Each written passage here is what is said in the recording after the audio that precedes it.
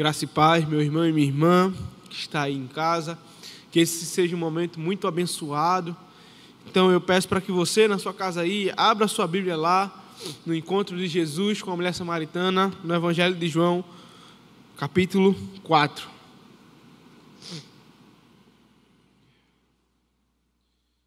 Abra lá a sua Bíblia, em João capítulo 4. Que esse seja um momento muito abençoado. Iremos ler do verso 7 até o verso 17. E a palavra de Deus diz o seguinte: Nisto veio uma mulher samaritana tirar água. Disse-lhe Jesus: Dá-me de beber, pois seus discípulos tinham ido à cidade para comprar alimentos. Então lhe disse a mulher samaritana: Como, sendo tu judeu, pedes de beber a mim, que sou mulher samaritana? Porque os judeus não se dão com os samaritanos. Replicou-lhe Jesus: Se conhecerás o dom de Deus, e quem é o que te pede, dá-me de beber, tu lhe pedirias, e ele te daria água viva. Respondeu-lhe ela: Senhor, tu não tens com o que atirar, e o poço é fundo. Onde, pois, tem água viva? És tu, porventura, maior do que Jacó, nosso pai, que nos deu o poço, do qual ele mesmo bebeu, e bem assim seus filhos e seu gado? Afirmou-lhe Jesus: Quem beber desta água, tornará a ter sede. Aquele, porém, que beber da água que eu lhe der, nunca mais terá sede. Pelo contrário, a água que eu lhe der será nele uma fonte a jorrar para a vida eterna. Disse-lhe a mulher: Senhor, dá-me dessa água eterna, para que eu não mais tenha sede, nem precise vir aqui buscá-la. Disse-lhe Jesus: Vai, chama o teu marido e vem cá. Ao que lhe respondeu a mulher: Não tenho marido. Replicou-lhe Jesus: Bem disseste, não tenho marido, porque 5 maridos já tiveste, e esse que agora tens não é teu marido. E isto disseste com verdade. Queria orar com você nesse momento. Santo e eterno Deus, amado Pai, nós te louvamos pela tua graça, pela tua bondade. Te agradecemos porque temos esses recursos de gravação, de poder, ó Pai, mesmo longe geograficamente, estarmos no mesmo espírito, em louvor e adoração ao Senhor. Obrigado porque o Senhor também é o Deus da tecnologia. E eu te peço, Pai, que nesse momento seja um momento abençoador, que essa pregação toque no coração, que não seja mais eu falando, mas tão somente o teu evangelho. Me usa, Pai, que eu seja um mero instrumento em tuas mãos. Essa é a minha oração em nome de Jesus. Amém. Meus irmãos, a água é algo que é necessário para a vida. Ela é tão necessária que podemos ver tanto nos meios de filmes, de séries, mas também de literaturas, a importância da água. Quando olhamos para o filme do Mad Max, podemos ver que quem tem o poder da água tem o poder sobre o povo, em que o povo vive em função da água, entra em guerra e sai de guerras por causa da água. Olhamos também para o filme Rango, que conta a história de um camaleão e a vida da cidade que esse camaleão está gira em torno da cidade, gira em torno da água, e que tem essa água, tem o domínio do poder, tem a força sobre o povo. Mas também olhamos a literatura brasileira de Vidas Secas, onde o povo sai da sua casa em busca de água, e vemos até o seu cachorro, baleia, morrendo por falta d'água. Então, a água é algo necessário para a vida, e quem tem água detém o poder, e a gente pode ver nitidamente isso acontecer nas literaturas e nos filmes. Mas há algo que é muito importante, porque mesmo que a água seja essencial para a nossa vida, há algo que necessitamos muito mais do que a água, e esse algo é o Evangelho. E vemos Cristo mostrar nesse texto acerca desse Evangelho maravilhoso. Quando a gente olha para João, a gente vê que foi o apóstolo João que escreve esse Evangelho. Ele tem um propósito muito simples de mostrar que Cristo, não muito simples, mas mostrar que Cristo é sim Deus. Ele vai mostrar Cristo através das suas ações, mostrando que Cristo é aquele que faz milagre, Cristo é o Verbo, Cristo é aquele que traz a vida eterna, porque Cristo é verdadeiramente Deus.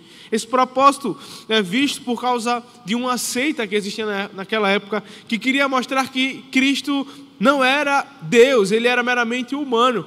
Mas não, João escreve o seu evangelho para defender que Jesus é verdadeiramente Deus, Deus homem aqui na terra. E ele vai fazer isso mostrando no seu evangelho milagres que Jesus fez, as conversas que ele teve. E quando olhamos para esse texto, podemos ver o caminho que João está fazendo, toda a sua narrativa. Ele, desde o capítulo 1, está em contato com pessoas. No capítulo 1 vemos ele em contato com Nataniel, e no capítulo 3 também vemos o contato de Jesus com Nicodemos, a famosa passagem. E essa passagem vai falar acerca da vida eterna. Nicodemos pergunta a Jesus: como eu posso então herdar a vida eterna? Como eu posso encontrar? Jesus mostra nascer de novo, nascer da carne e do Espírito, mas o assunto volta a ser vida eterna. E a gente consegue entender que João está mostrando a vida eterna só é possível em Cristo. Cristo é o Deus verdadeiro que dá a vida eterna. E essa conversa, apesar de estar no capítulo 3, o tema da vida eterna continua a perpetuar até o capítulo 4. A gente vê Jesus conversando com a mulher samaritana acerca de uma água essa que é água viva, e essa água traz a vida eterna. Uma coisa interessante da gente poder saber, antes de entrar no texto, é que existia uma rixa muito grande entre os judeus e os samaritanos. Essa rixa era uma rixa primeiramente étnica, porque apesar dos samaritanos se descender também de um povo judeu, era um povo mestiço, misturado com outros povos pagãos. Então os samaritanos não eram judeus de verdade, não tinham pedigree. Mas além dessa rixa étnica, dessa rixa racial, existia também um preconceito, uma rixa cultural, porque como os samaritanos também tinham a descendência em povos pagãos, eles acabaram trazendo para o culto ao Senhor aspectos do culto pagão. Então o judeu olhava para o samaritano como um povo impuro, como um povo que não tinha de fato um culto verdadeiro ao Senhor, como um povo que trouxe a idolatria pagã para o culto ao Senhor. Então existia essa rixa, e também tinha um certo ciúme, uma certa inveja dos judeus para os samaritanos, porque os samaritanos pegaram uma terra também, terra essa que era dos judeus. E a gente entende então essa rixa um pouco mais do que a mulher samaritana responde a Jesus, porque por vezes ela é um pouco hostil, ela ironiza a conversa com Jesus por causa de fato dessa dificuldade, dessa rixa que os judeus e os samaritanos tinham, o que mostra também que Jesus ele quebra alguns paradigmas na conversa com essa mulher samaritana. Imagina, os judeus já tinham uma rixa com o samaritano, e ainda mais uma mulher samaritana, ser mulher também já era motivo de preconceito nessa época. Mas algo que é inegável, a gente olhar para esse texto esse que não fala sobre água, texto esse que não vai falar sobre poço, o texto está falando aqui sobre vida eterna, e não tem como dissociar a vida eterna de um evangelho pregado por Cristo. E é por isso que hoje eu queria refletir com você sobre o verdadeiro evangelho, Cristo, a fonte da vida. O verdadeiro evangelho, Cristo, a fonte da vida. Mas quais são as características desse verdadeiro evangelho? A primeira característica desse verdadeiro evangelho, que esse evangelho é incompreensível ao coração incrédulo. E eu queria ler com você de novo, do verso 7 até o verso 12. Nisto, veio uma mulher samaritana tirar água. Disse-lhe Jesus: dá-me de beber, pois seus discípulos tinham ido à cidade para comprar alimentos. Então lhe disse a mulher samaritana: como, sendo tu judeu, pedes de beber a mim, que sou mulher samaritana? Porque os judeus não se dão com os samaritanos. Replicou-lhe Jesus: se conhecerás o dom de Deus, e quem é que te pede, dá-me de beber, tu lhe pedirás, e ele te daria água viva. Respondeu-lhe ela: Senhor, Tu não tem com o que atirar, e o poço é fundo. Onde, pois, tem a água viva? És tu, porventura, maior do que Jacó, o nosso pai, que nos deu o poço, do qual ele mesmo bebeu, e bem assim seus filhos e seu gado? Ao olharmos para as respostas da mulher samaritana, podemos ver que ela não entende com quem ela está conversando, ela não entende o conteúdo, ela acha que Cristo é prepotente, que Cristo está se achando, falando promessas que ele não poderia cumprir, porque o coração do incrédulo ainda não entende quando a mensagem do Evangelho é pregada. É muito grandiosa para de fato entender como é que esse homem que não tinha nem com que pegar água pode me dar água viva. Realmente, de fato, é incompreensível ao coração do incrédulo essa mensagem. Mas algo que ainda nos chama a atenção nessa narrativa é que ela fala como eu sendo mulher samaritana. É porque, entendendo a rixa que eu acabei de falar, o judeu, se tocasse no samaritano, ele era tido como impuro. O samaritano era sinônimo de impureza, sinônimo de sujeira, e se um judeu tocasse no samaritano, ele era tido como impuro. De tal forma que só existiam duas frutas que o judeu poderia comer, dadas por um samaritano. A primeira fruta seria uma laranja. O judeu, ele pegaria, não tocaria na casca da laranja, tirava os gomos da laranja e comeria e jogava a casca fora, porque ele não poderia entrar em contato em nada que o samaritano estivesse lidado. Assim também como a banana. O judeu pegava talvez com uma faca, descascava a banana e comia o miolo, porque esse miolo não tinha sido entrado em contato com nenhum samaritano. Este é o agravante. Se imagina se com frutas eles não poderiam comer, imagina beber do copo que o samaritano estava bebendo. Imagina um judeu beber do copo de que um samaritano acabou de colocar a boca. Isso era tido como algo escandaloso. Mas os samaritanos não são tão santos assim. Os samaritanos, eles por serem inferiorizados, eles também tinham rixas, eles também não gostavam dos judeus, eles também tiravam onda com os judeus, porque os judeus os menosprezavam. Eles não eram tão santos assim. E é por isso que a mulher samaritana, ela não só faz questionamento, mas ela ironiza a palavra de Cristo. E é por isso que ela fala: como é que o Senhor judeu pode pedir água a mim? Como é que o Senhor judeu dirige a palavra a mim? Como é que o Senhor judeu fala comigo? Porque de fato era loucura, o judeu iria se tornar impuro. Mas o que a mulher samaritana não entendia é que, diferentemente de qualquer outro judeu que se tocasse num samaritano se tornaria impuro, Cristo era um judeu diferente. Cristo, quando tocava em alguém, não era ele que se tornava impuro, mas ele agora purificava. Quando Jesus tocava no leproso, não era ele que ficava com lepra, mas aquele leproso era curado. O que a mulher samaritana não entendia é que o toque de Cristo não era um toque que o tornava impuro, mas é um toque que purificava qualquer um que ele estivesse em contato. É por isso que ela não entende. Se ela entendesse quem era Cristo, ela entendia que ao toque de Cristo, ela seria purificada, ela seria curada. Mas ela não entende. Ela não entende porque o coração incrédulo não consegue entender de fato, primeiramente, a mensagem do Evangelho. É algo muito grandioso. Como é que um homem que se é dito puro, como é que um homem que é dito judeu pode falar a palavra a mim? Ela não merecia o contato com Cristo, ela não merecia a conversa com Cristo, e de igual modo, meu irmão e minha irmã, assim é conosco. Eu e você somos impuros, eu e você temos manchas, eu e você não sabemos cultuar a Deus. Mas Deus, quando toca em nossa vida, esse evangelho que uma vez era incompreensível para mim e para você, se torna a razão da nossa vida. Eu e você não merecemos essa mensagem, eu e você não acreditamos nessa mensagem, mas uma vez que essa mensagem toca a minha e a sua vida, a nossa vida é transformada. E veja, Cristo insiste.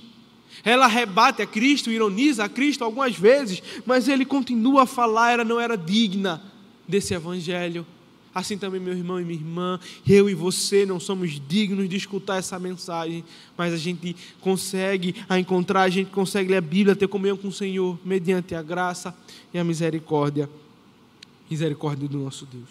Quando de fato o Evangelho abre a nossa mente, abre os nossos olhos, conseguimos enxergar a fonte da água viva. A incredulidade dessa mulher samaritana era tão grande que ela agora no verso 12, usa a comparação de um servo para com o Senhor. Quem é Jacó diante de Cristo? Quem é Jacó? Jacó, que é neto de Abraão. Abraão, esse chamado pelo Senhor. Quem é Jacó perto do Rei dos Reis, do Senhor dos Senhores? A mulher samaritana não entende e agora foca em um homem que ela esbojava, que ela se orgulhava porque era o nosso Pai Santo. Quem é essa santidade de Jacó perto do Deus que é santo verdadeiramente? Ela não entende, o coração incrédulo não entende. Mas Cristo era maior do que o Senhor deles. Cristo era maior do que o Pai deles. Cristo era maior de tudo, mas o coração incrédulo não entende a mensagem do Evangelho. Eu também, você também, meu irmão e minha irmã, nós não entendemos. Mas o Evangelho, o Espírito Santo do Senhor toca em nossa vida e agora conseguimos compreender. Precisamos valorizar essa palavra, precisamos valorizar esse Evangelho, porque apesar de ser incompreensível a primeiro plano para o incrédulo, ele também transforma a vida. E é por isso que o verdadeiro Evangelho, Cristo, a fonte da vida, não só é incompreensível ao incrédulo, mas esse Evangelho também é um Evangelho com promessa. Leia comigo de novo, do verso 13 ao verso 15. E a palavra de Deus diz: afirmou-lhe Jesus: quem beber desta água tornará a ter sede. Aquele, porém, que beber da água que eu lhe der, nunca mais terá sede.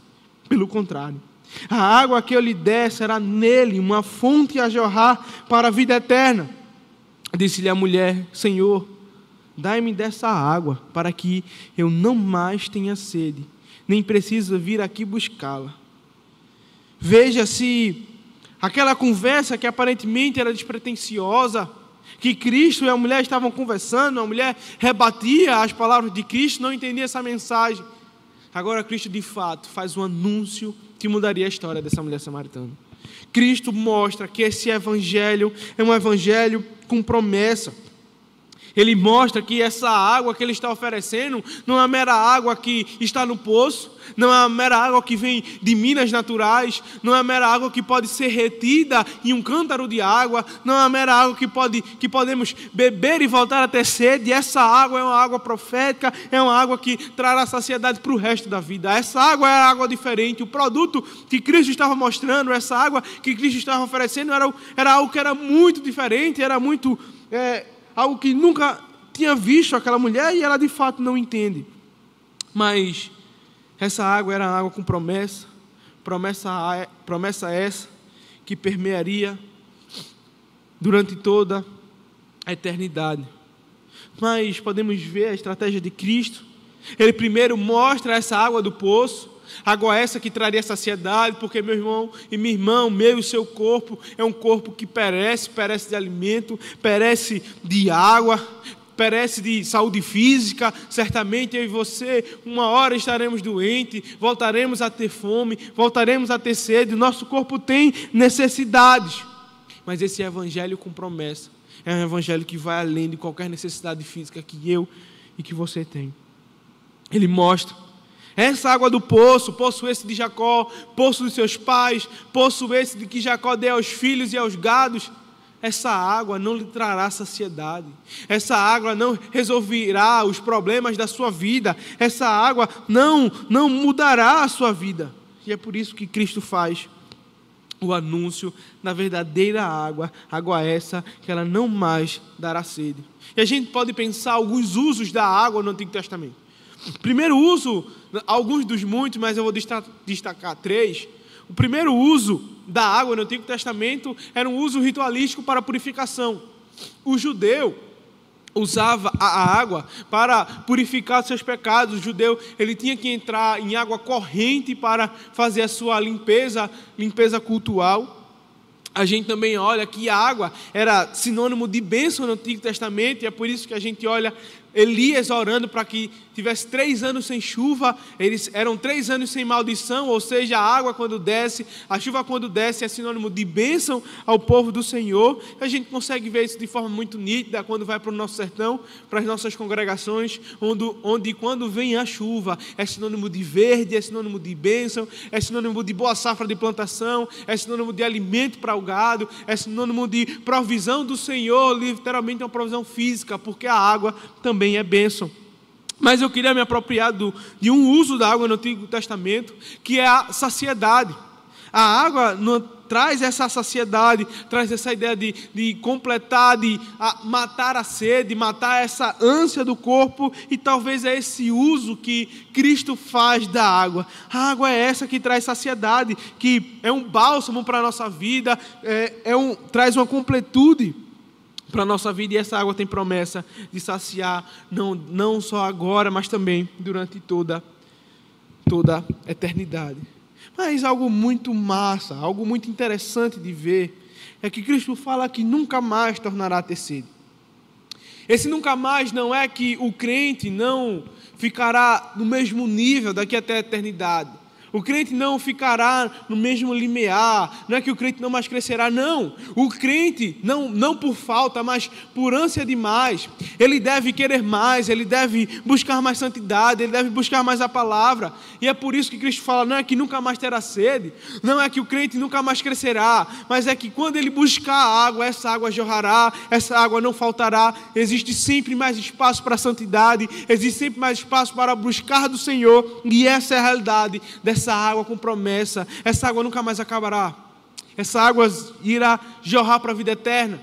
Então por isso que eu e você devemos buscar santidade, devemos buscar crescer no Senhor, porque essa água não jorra. Meu irmão e minha irmã, não estamos buscando água em um rio perene, que em algum dado momento diminui o volume da água ou seca, mas o nosso rio é um rio eterno, que sempre jorra e sempre está a crescer cada vez mais e mais. Essa é a água viva, esse é o Evangelho do Senhor que jorra para toda a eternidade. Mas por vezes, meu querido, estamos buscando em nossa água, nossa saciedade, em poços rasos. Poços rasos esse que não tem boa qualidade de água, poços rasos esse que pode nos intoxicar. Entenda como essa busca, como esse anseio por algo vazio que tem no nosso coração. Imagina, eu e você não buscamos em Deus, mas buscamos talvez no dinheiro, buscamos no prazer, na autopromoção, buscamos talvez nessa alegria terrena. Estamos buscando por vezes nossa água, nossa saciedade em poços rasos daqui na terra e não na fonte verdadeira. David Wallace, ele é um romancista pós-moderno, ele era ateu, e apesar de ser ateu, ele tinha uma percepção muito interessante sobre a adoração. Ele dizia que todos nós somos adoradores, e todos nós buscamos a um Deus, porém esse Deus a quem buscamos, ele nos comerá vivo. A ideia de Wallace é de fato dizer que adoramos alguma coisa nessa terra. Não existe ateísmo em vida comum. No dia a dia não existe ateísmo. Sempre iremos buscar alguma coisa, sempre iremos adorar alguma coisa. E ele continua dizendo: se o seu Deus é o dinheiro, nunca será suficiente. Você trabalhará, ganhará mais dinheiro, mas esse dinheiro nunca irá te saciar, nunca irá trazer a completude ao seu coração. Você sempre irá buscar dinheiro até que ficará doente e morrerá, e esse Deus do dinheiro acabou de lhe consumir vivo. Ou você se dedica a sua vida para ganhar dinheiro, nada é necessário, você tem depressão e esse Deus acabou de lhe comer vivo. Ele diz também que se o seu Deus é o seu corpo, você vai cada vez tentar buscar melhor estética, mas a partir do momento em que a barreira do tempo bater no seu corpo, você vai sentir como se fosse a morte em cada momento, porque você não terá mais a capacidade de sedução, seu corpo não será mais bonito, o tempo acabará com a sua autoestima, e agora o seu Deus acabou de lhe comer vivo. Por vezes a gente vê pessoas morrendo, e é engraçado porque ao sair um dado que nos Estados Unidos, Os maiores usuários de esteroides, de anabolizantes, são jovens entre 16 e 24 anos. E esses asteroides são como uma bomba que pode até trazer músculo, pode até trazer vigor físico, mas a partir de um dado momento ele vai acabar causando problemas de saúde, o sangue irá engrossar, problemas cardíacos, e a gente vê quase todo mês um atleta de fisiculturismo morrendo. E esse Deus deles acabou de o comer vivo. Mas ele diz também, se o seu Deus é a inteligência, certamente você sempre se achará incapaz em algum momento de resolver algum problema lógico, e agora esse Deus acabou de lhe comer vivo. Ele diz também que se o seu Deus é o poder, você sempre se sentirá fraco, sempre ansiará por mais poder, até que esse poder lhe mate, e esse Deus acabou de lhe comer vivo. David Wallace não era um homem religioso. E o que nos chama a atenção é que depois de 2 anos que ele deu esse discurso, ele se suicida. Esse homem que identificava que somos adoradores, estava adorando a algum Deus. E esse Deus que ele identificou, acabou de comer ele de vivo. Devemos, meus irmãos, buscar no Deus verdadeiro. Deus esse que não nos come vivo, mas Deus esse que nos dá a vida eterna. Não mais ter sede, meu irmão, significa que mesmo que ansiamos por mais e mais e mais de Cristo, o Evangelho sempre estará a jorrar e mais água viva. Essa água do Evangelho mata a nossa saciedade, e essa promessa que perdurará de toda a eternidade, essa promessa acaba com a nossa saciedade. Essa promessa é algo que perdura para toda a eternidade, que nos banha, de fato, em uma vida espiritual que nos sacia. Quando verdadeiramente internalizarmos essa promessa, não faremos outra coisa senão a mesma reação da mulher samaritana. Dá-me de beber, dá-me dessa água. A mulher samaritana, que outrora estava incrédula, quando de fato Cristo faz o anúncio desse evangelho que tem promessa, ela não tem outra resposta senão: dá-me dessa água, dá-me dessa água, dá-me de beber, que eu quero estar cada vez mais e mais saciada. E veja se não é isso que o evangelho faz, quando a gente olha para o resto da narrativa no verso 28, acompanhe comigo. O verso 28 diz: quanto à mulher, deixou o seu cântaro, foi à cidade e disse àqueles homens: vinde comigo e vede um homem que me disse tudo quanto tenho feito. Será este porventura o Cristo? Saíram, pois, da cidade e vieram a ter com ela. Essa é a realidade. Uma vez que esse evangelho com promessa entra na minha e na sua vida, uma vez que esse evangelho com promessa entra no meu e no seu coração, não existe outra resposta senão eu quero mais. Não existe outra resposta senão eu quero pregar esse evangelho. E foi isso que a mulher samaritana fez. Quando o evangelho de fato entrou na vida dela, ela saiu gritando: olhe, venham ver, esse é o Cristo. Essa deve ser a minha e a sua reação, meu irmão e minha irmã. Porque o evangelho com promessa transforma a nossa vida, nos traz saciedade e nos faz também buscar cada vez mais e mais essa água viva. Mas esse evangelho verdadeiro, Cristo, a fonte da água viva, não só para em ser incrédulo ao coração, em ser incompreensível ao coração do incrédulo, não só para também em ser um evangelho com promessa, mas também um evangelho que confronta o pecado. Leia comigo do verso 16 ao 18, diz assim: disse-lhe Jesus: vai, chama o teu marido e vem cá. Ao que lhe respondeu a mulher: não tenho marido. Replicou-lhe Jesus: bem disseste, não tenho marido, porque 5 maridos já tiveste, e esse que agora tens não é o teu marido. Isto disseste com verdade. Cristo ainda tem algumas pendências com a mulher samaritana. Ele já tinha conversado com ela, o coração incrédulo dela tinha resistido.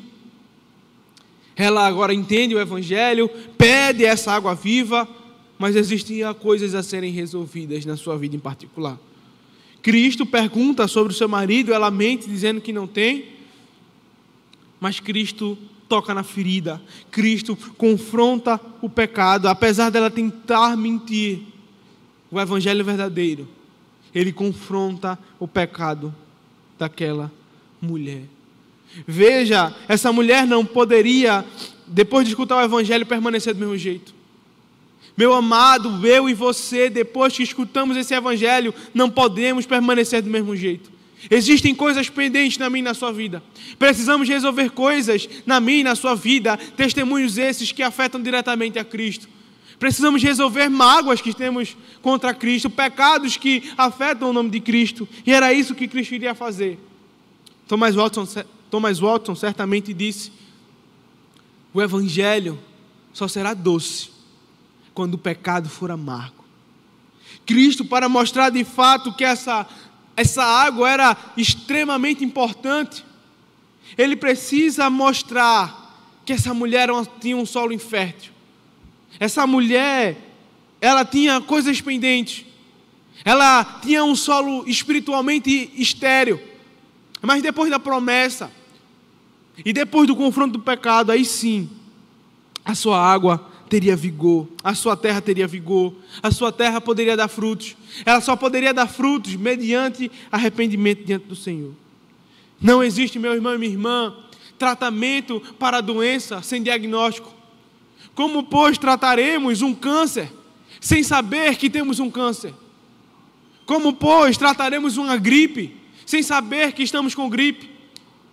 Da mesma forma, como, pois, o incrédulo poderá se livrar do pecado sem saber que tem pecado?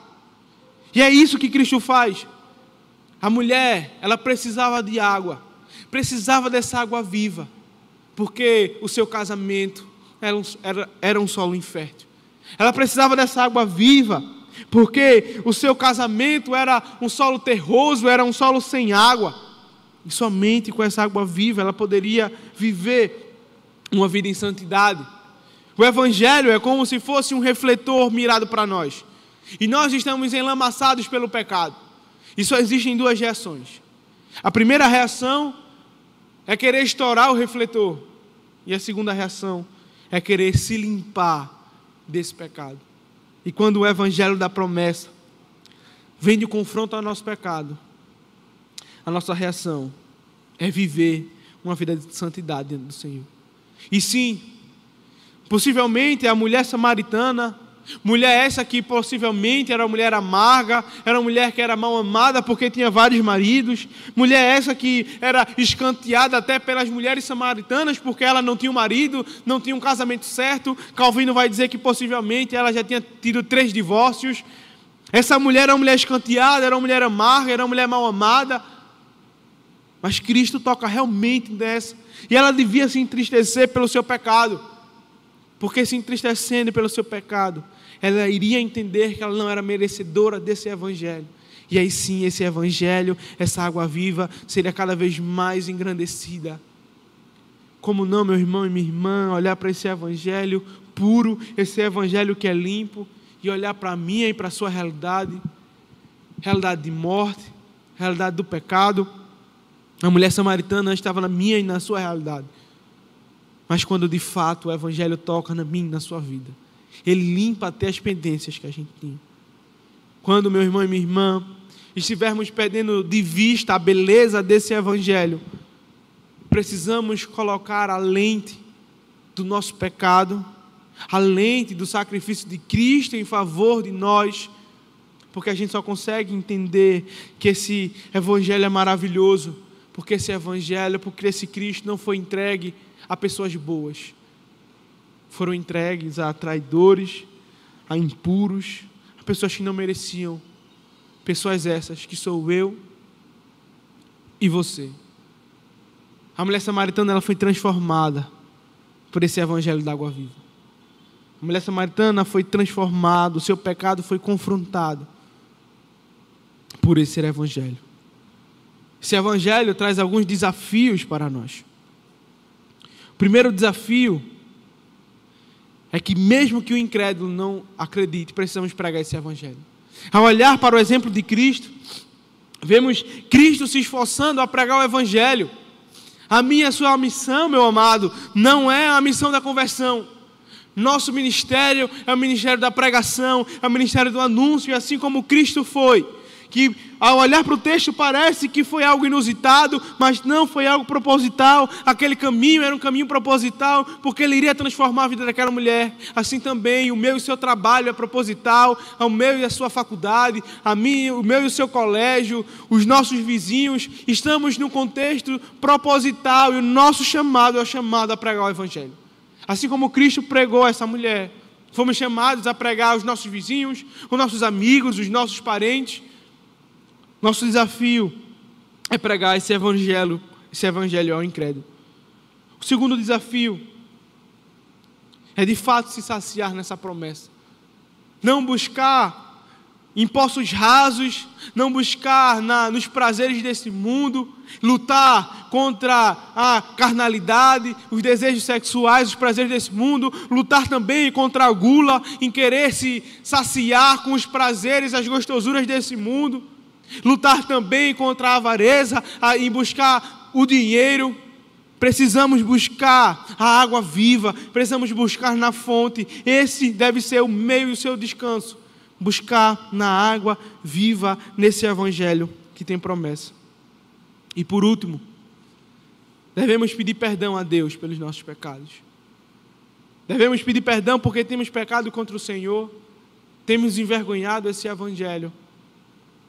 Por vezes o nosso pecado tem se levantado contra Deus. Precisamos pedir perdão, mas não somente isso. Precisamos ser encorajados a exortar o nosso irmão que tanto amamos, em ver talvez ele com uma vida dupla, uma vida na igreja e outra vida no mundo. Precisamos exortar aqueles queridos que estão ao nosso redor, porque fomos chamados também para pastorear a vida de um dos outros. De fato, meus irmãos, os filmes e as séries mostram o quanto a água é necessário. A água é necessária para a vida, a água é necessária para a saúde. E é tão necessária que vemos filmes como Mad Max, Rango, literaturas como Vidas Secas, mostrando que quem detém a água detém o poder, e essa água é necessária para a vida. Mas o que vemos hoje nesse relato tão maravilhoso de Cristo com a mulher samaritana é que é algo que existe, que é muito mais essencial, é muito mais necessário para mim e para a sua vida. Algo esse que é o Evangelho verdadeiro. O que é mais necessário para mim e para a sua vida. Não é uma fonte que nasce de pedras, não é uma fonte que nasce de minas, mas a fonte da vida está em Cristo. Essa é a verdadeira água que eu e você devemos buscar, porque esse é o verdadeiro Evangelho. E eu queria nesse momento orar com você, orar agradecendo ao Deus que é a fonte da vida. Senhor Deus, muito obrigado pela tua graça. Obrigado, Senhor, pela tua misericórdia. Porque, Senhor, não merecemos o teu evangelho. Porque pecamos contra o Senhor. Somos impuros como uma mulher samaritana. Por vezes somos incrédulos como uma mulher samaritana. Não entendemos o teu evangelho. Por vezes pecamos e escondemos, ficamos com medo. Mas, Senhor, nós te louvamos e agradecemos. Porque mesmo sem a gente entender, o teu evangelho tem uma promessa. E esse evangelho perdura para toda a eternidade. Obrigado porque sabemos que Cristo é o verdadeiro Deus. E esse Deus nos dá uma vida eterna que jorra para todo o sempre, para toda a eternidade. Nos faz, Senhor, estar satisfeitos na tua fonte. Esta é a nossa oração, que assim te faço em nome de Jesus. Amém.